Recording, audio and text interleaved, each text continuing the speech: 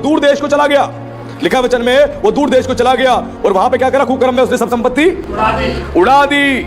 इसका अर्थ है वो सारे पैसे लेके अपने पिता की ओर मुंह फेर के चला गया, संपत्ति बेच के, जमीन बेच के, अपने पीठ दिखा दी अपने पिता को, उसके बाद वो दूर देश को चला गया। यानी वो जानता था इस काम के बाद वो वहां नहीं रह सकता था, उसको पता था कि इस काम को करने के बाद यहूदी समाज में, यहूदी लोगों के बीच में और परमेश्वर के वचन के विपरीत मैंने जो काम किया है मैं यहां नहीं रह सकता। इसलिए उसने क्या करा, सब कुछ बेच के वो दूर देश चला गया और जाके कुकर्म में उसने सारी संपत्ति उड़ा दी। वैश्याओं के साथ और गंदे कामों में वो जाके उसने सारी संपत्ति उड़ा दी। यानी जो संपत्ति उसने पिता से ली, उस संपत्ति का उसने सदुपयोग भी नहीं किया, दुरुपयोग करके उस संपत्ति को भी उसने उड़ा दिया।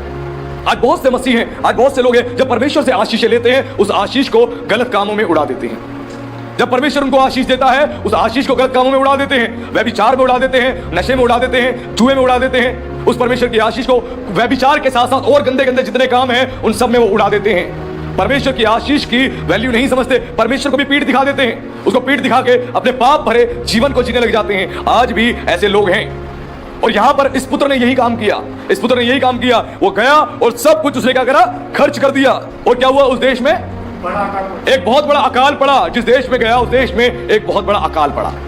ऐसा अकाल पड़ा कि अन्न खाने को नहीं था और उसने क्या करा, इस अकाल के चक्कर में उसने काम मांगने की कोशिश करी। उसको जो काम मिला, क्या मिला, सूअरों को चराने का। और एक यहूदी के लिए सूअर चराना सबसे घृणित और सबसे गंदा काम माना जाता था।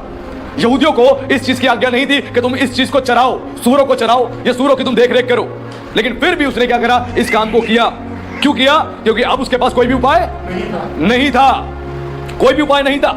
इसीलिए उसने इस काम को करना आरंभ किया और उसने निर्णय लिया, जो सूअर फली खाते हैं मैं उसी को खा के अपना पेट भरूंगा।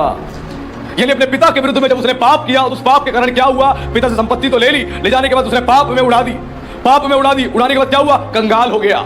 वो कंगाल हो गया। जब आप परमेश्वर को पीठ दिखा देते हो, उसको पीठ दिखा के कहीं भी चले जाते हो, आपके जीवन में कभी आशीष नहीं रहती। जब परमेश्वर की योजना के तहत आप नहीं चलते हो, उसके योजना के अगेंस्ट जाते हो, आपके जीवन में कभी कोई आशीष नहीं टिकती।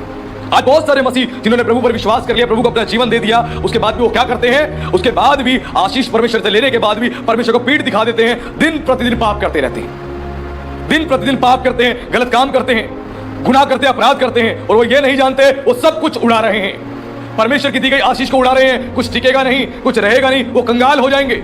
और वैसे इस पुत्र के साथ हुआ, यह पुत्र कंगाल हो गया और ऐसी इसकी दशा हो गई, ऐसी इसकी दशा हो गई कि इसको सूअरों की फली खानी पड़ी, क्योंकि कोई उपाय नहीं था खाने के लिए। वो क्या खाए, कैसे जीवित रहे, तो इसने क्या करा, सूअरों की फली खानी शुरू कर दी सिर्फ जीवित रहने के लिए। और